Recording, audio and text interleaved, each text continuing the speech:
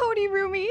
Enid is really bubbly. Even the way that she runs up, she's bubbling with excitement. I love the way that her hands are kind of like at the side. She kind of like skittled up to her like a really happy puppy to be able to see something, which is perfect for her werewolf inner self. Are you feeling okay? You look a little pale. Wednesday always looks half dead. Welcome to Ophelia Hall. And she expects other people to be the same way, especially when you have a really positive, bubbly inner spirit. You expect everyone else, especially when you're just developing and you don't know how the world works, you expect that everyone sees the world the way that you do. So because she's a hugger, she feels that everyone else would enjoy being hugged also. It's hard when you realize that not everyone has the same roadmap that you do, that some people deal with things differently. We kind of are born thinking that the way that we see the world is going to be the same for everyone. And only when we interact with people that are different do we realize, oh, there are actually differences out there and different ways that people experience things and feel things. Not a hugger. Got it. Please excuse Wednesday. She's allergic to color. Oh, wow. What happens to you? I break out into hives and then the flesh peels off my bones. You see how Enid doesn't take anything personally? She assumes that because she's so positive, the way that she thinks of everyone else, that everyone else must be thinking positive about her also. A lot of people that are really positive can be somewhat naive, and that's a perfect counterbalance to the way that Wednesday sees the world, that is kind of dark, and she's mistrusting of everyone. And that goes to that feeling of opposites attract. We often appreciate things that are different from our own schema, the things that are our traits and skills. We see something that is the opposite of our trait and skill, we can really admire that. And so though they can be very different people, sometimes that works out to make great friendships. What the hell did you do to my room? Dividing our room equally. Looks like a rainbow vomited on your side.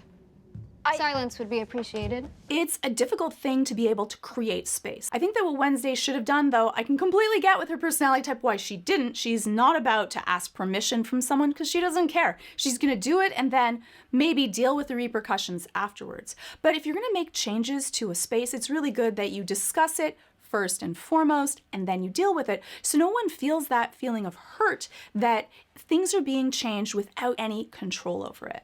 And it also goes to just basic respect. This is your final warning. Don't mess with me.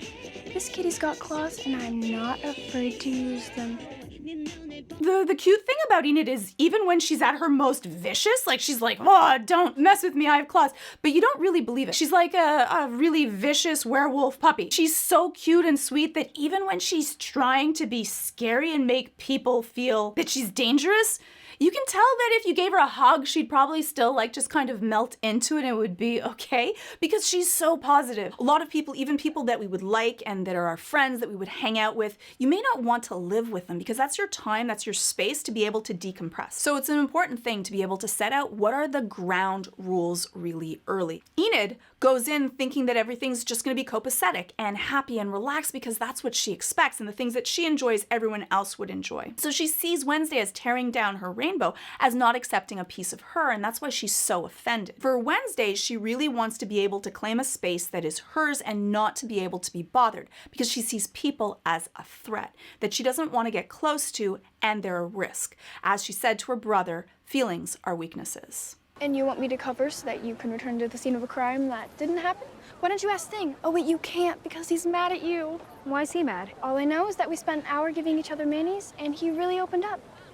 Enid's real power is in social engineering. She makes people feel warm and comfortable and safe. I love that she spoke to Thing in Thing's language. She understood the things that mattered to him and gave him a mani. Though I have to say the next time I saw Thing, I might be the only one, but I was really hoping that he would have rainbow nails because I can completely see Enid do that. I don't know how people do this. This is really hard and slightly dangerous.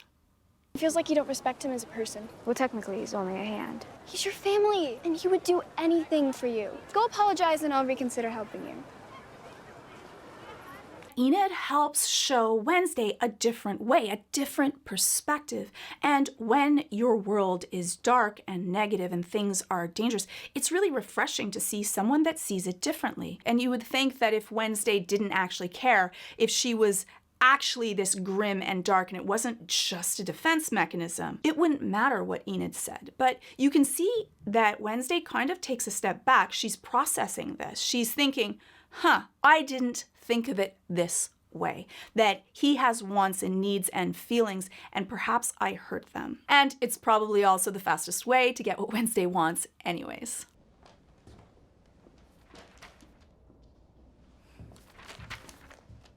I snapped at you. I'll check my tone in the future. And there we have it, thing, not with his little mani-pedi colorful thing that I was hoping for, but being so cute, kind of flipping through magazines that people do when they're upset at someone else, that they don't want to give you that attention. Enid has actually helped alter some of Wednesday's behavior, and she gave a really thoughtful apology. Do you think squirrels and rats could ever work out? Totally. They both have more in common than you think. And most people are scared of them, so it would just be us, them, against the world. She sees the comparison between herself being a werewolf and Ajax being a gorgon. She wants to make sure that she's not saying that different species shouldn't be intermingling and dealing with different things, because she really likes him. Wow, that was deep.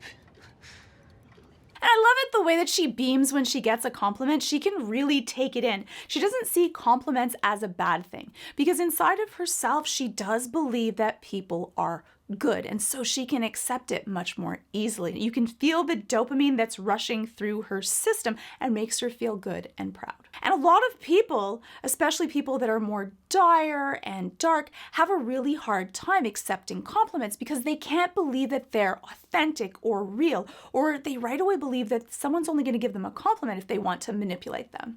I was thinking of sneaking behind the greenhouse tonight. There's supposed to be a blue moon. Should get a killer view from there. Cool. Hey, have fun. It's so hard when someone asks you out and you like them, because we're so worried that we're going to misinterpret it too much, that they're being too kind. So often we underassume, even though someone's giving us really strong signals, that we like them. It's that fear of being rejected that hurts us so much. And so sometimes, even though she's sending really strong signals, you're just not reading it because you're scared of having to assume and being wrong. I mean, he could get on. Ajax, I've spent all morning flirting and hinting and trying to act cute while brushing some roadkill just so you would ask me on a freaking date. Oh. So her anxiety and her excitement kind of just bubble out, and she just says everything that's on her mind. And I think it's actually kind of refreshing. I think that this show has a lot of that refreshing disclosure that if people just shared more of what was inside of them, that things would move along much smoother. If she hadn't have said this, this could have taken forever. And sometimes it's easier to just find out, put everything on the line. A lot of people that lean more towards being anxious and positive will often do that. They're just like, I can't do it. I can't handle the anxiety. I'm just going to put everything on the line. It's like putting your poker chips and going all in. I'm going to lose everything or gain everything, but I just can't handle the distress. My anxiety levels are too high as it is. And that's the other part with being really positive and naive, is that sometimes people don't live up to your expectations and you just feel kind of hurt. She assumes that she was stood up, and that's kind of that crushing feeling of, oh, I guess the world isn't the way I see it. And in this case, it's just a misinterpretation. That disclosure is so important because often someone's going to interpret that, oh, you know, the reason that you gave that grimace was because you don't like me, but it could have just been that I have indigestion. And so we often misinterpret situations without even knowing it. Is that an abominable snowman? They've been extinct since the 1950s. Our science teacher, Miss Thornhill, chaired the dance committee this year. She wanted the Raven to feel relevant. So our theme is climate crisis meets extinction event, but in a fun way. Okay. It's just like Enid to be welcoming and open even to normies, to people that have actually bullied or see them as different. She gives people a chance. You want to look at how you feel about not just yourself, but how safe is the world? How safe do you see the people around you? And depending on that variable will be how close you let other people get to you or not. If you see the world as a really dangerous place, you're going to keep people at an arm's distance, especially people that you think have a different worldview than you do. If you see the world as a safe place, you'll take more risks in social situations and be able to let people, even if you see them as different, in. You did this? Enid, look, after Crackstone's statue, I thought you were different. Wolf, out, wolf out, wolf out, wolf out. But that's the risk, is that when you let yourself out there, when you let people in, there is a greater chance that you will get hurt. It's worth it, but it does create more avenues where you may misinterpret things, you may let people in that you shouldn't. That level of naivete can sometimes bite you. And so it becomes this huge cost balance as you learn about different personality types and who someone will be. Still worth it though. It is. Get away from her! Are you okay? I didn't even want to go with him. I wanted to go with you.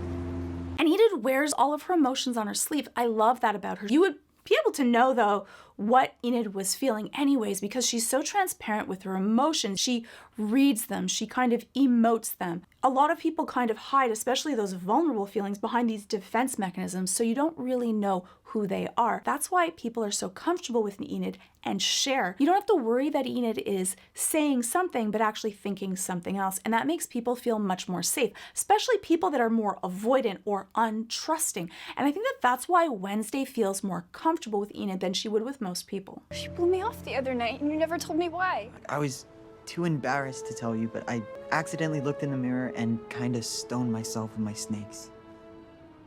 I love it. Good job on Ajax for actually just saying it. Going out there, because the thing that Enid would assume is that you don't like me. You avoided this because you don't actually want to go out with me and you don't actually care. People that are often that super positive, that's the fear.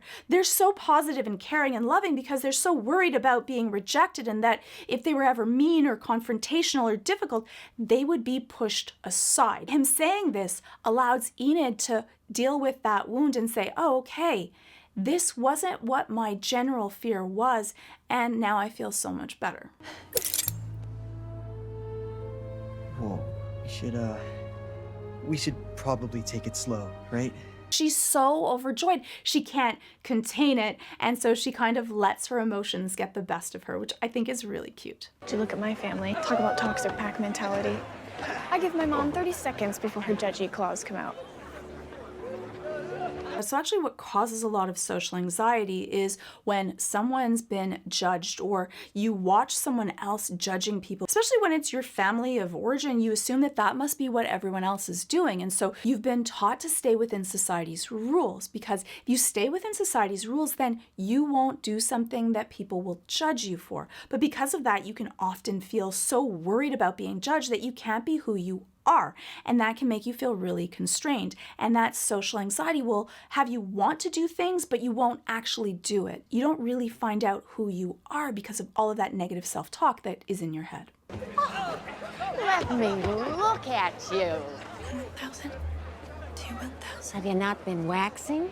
She's actually counting to see how long it takes before her mom is going to be judgmental. So this is something that she's so used to that she just expects. And unfortunately, often when we're parenting and we're overparenting, we worry so much, we care so much about our children that we can often be too much. We want to try to give them tips and techniques to make them better, but we forget that also part of their learning is to be able to make their own mistakes. And we can come off as overbearing or over judgmental, and what will actually happen is that they'll pull back from us.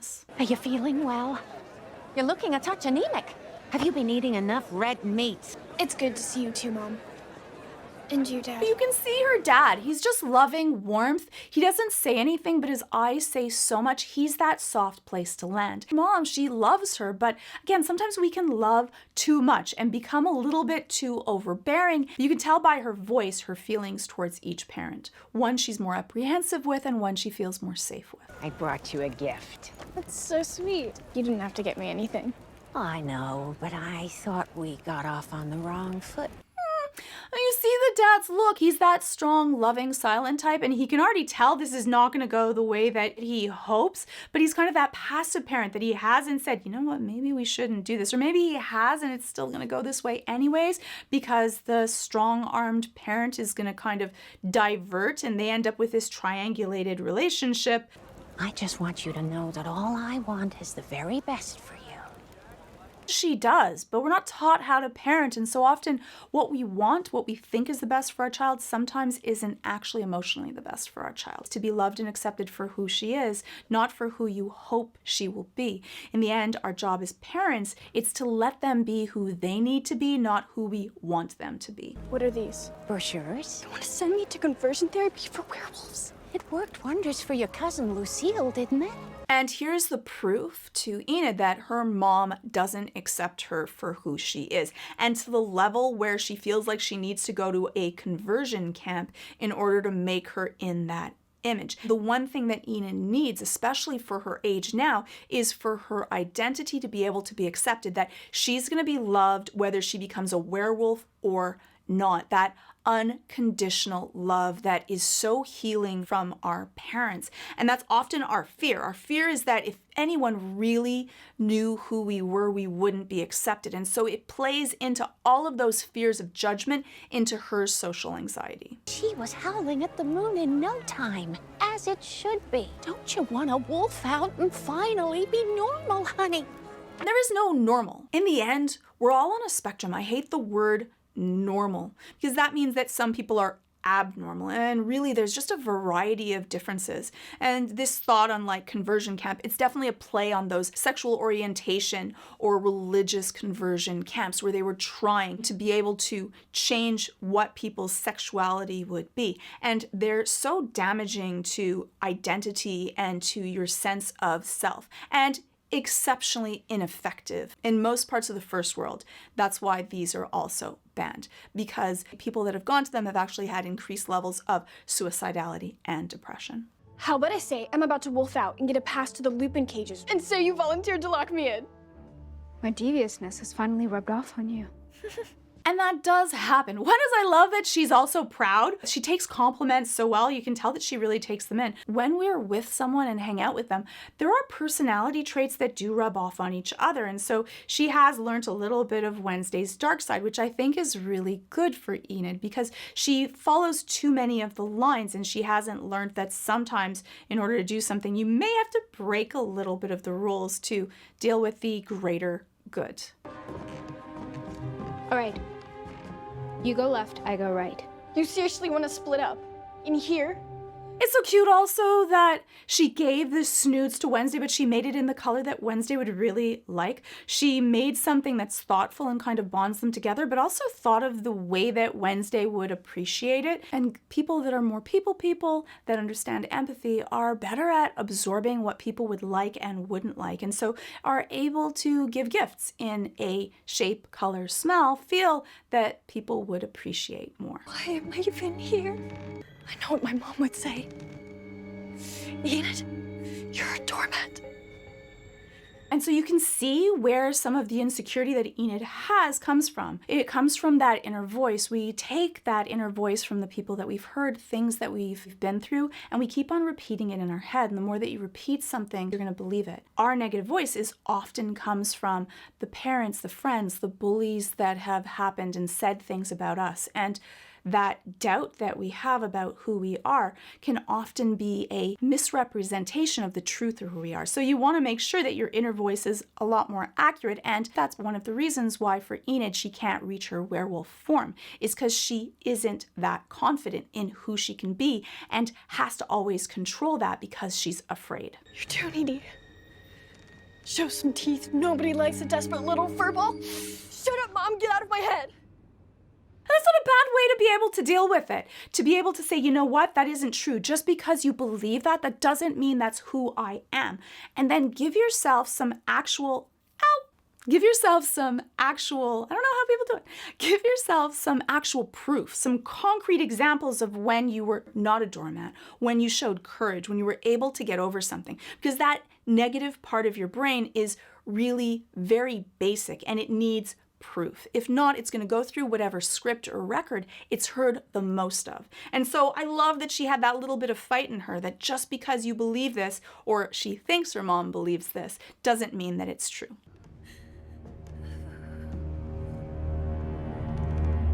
Wednesday? Even though she's scared, she keeps on going. That's the true sign of courage. Courage isn't not being scared. Courage is actually being scared and still being able to go forward. I love her positivity and that she's willing to risk things for her friends. I already apologized. Tonight was just the icing on the birthday cake you couldn't even be bothered to cut. But when you learn different skills, that means your behaviors are going to be different. And especially with someone that's overly a caretaker like Enid, once you start putting down boundaries and consequences, the other people around sometimes will get that kind of pushback of like, wait, I didn't even expect this. Remember that negative self-talk Enid had. She doesn't want to be a doormat anymore, and she wants to be able to let her friends know that she's not just going to accept any behavior. There will be consequences for them. You will use anyone to get what you want, even if it means putting them in danger. We could have died tonight because of your stupid obsession. But we didn't. I've tried really hard to be your friend. And for Enid, she just wants Wednesday to feel sorry and to try to make some sort of amends. But Wednesday doesn't get it because she's too much inside of her sphere. I can't seem to find my bottle of Silver Moon nail polish. This is the third time in 24 hours you've forgotten something. So, how's everything going? And the reason that Enid keeps on coming around is because she wants to give Wednesday those opportunities to be able to say, I'm sorry and I want you back. But it's so hard for Wednesday because she's more avoidant. And so that is so dangerous and scary for her. Turns out I've been the disappointment. Are you kidding me? I've learned so much from you. Part of it is admittedly criminal behavior, but most people spend their entire lives pretending to give 0 Fs, and you literally never had an F to give. So important. I think that people don't often share the things that we appreciate about someone else, the things that someone has taught us. And for Wednesday, it's something that she's not really used to hearing, these affirmations and being able to take it in, but you can tell that she knows that when Enid is sharing this, it is real. And so they can have this moment of the things that they've both learned from each other. They started off being very different people, and then they both shared different skills that were their weaknesses and gained from them. And that's the nice thing about being friends with people that are very different, is that you can learn how to do something through those mirror neurons. When we watch someone do something, we actually have a part in our brain that processes behavior to be able to learn faster from something that is new and outside of our skill set. Oh my god. Oh my god, oh my god, oh my god! It's happening! And that's why she's able to really embrace her wolf form, because she's able to be sure about who she is, be able to set boundaries, to be able to say no to people, to be able to share her truth. And that's such a perfect metaphor for what we all want to do in our life, to be able to embrace who we are, good and the bad, and be unapologetic about who we really are.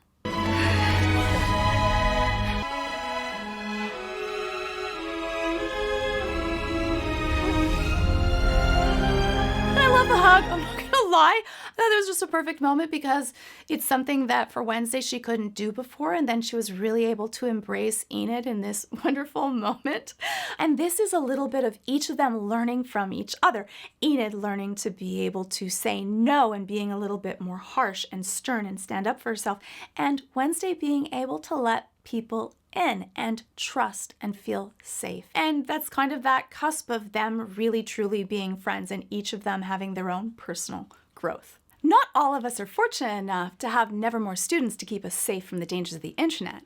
Lucky for us though, we do have today's sponsor, NordVPN. For example, when I travel, I can't access streaming services I pay for, or I can't get the same shows in all the different countries that I go to. Except with NordVPN, I can. Just pick my country and I get my content. Or I try to log in with Gmail or YouTube and it freaks out and wants me to verify all over again. But with NordVPN, it's like I never left. Everyone and everything is happy, all with amazing speed and convenience. Plus, with NordVPN's threat protection, all my connections are safe from malicious attacks, ad tracking, and all those other supervillain energy on the internet these days. It's super easy. And if I'm saying that, that's saying a lot.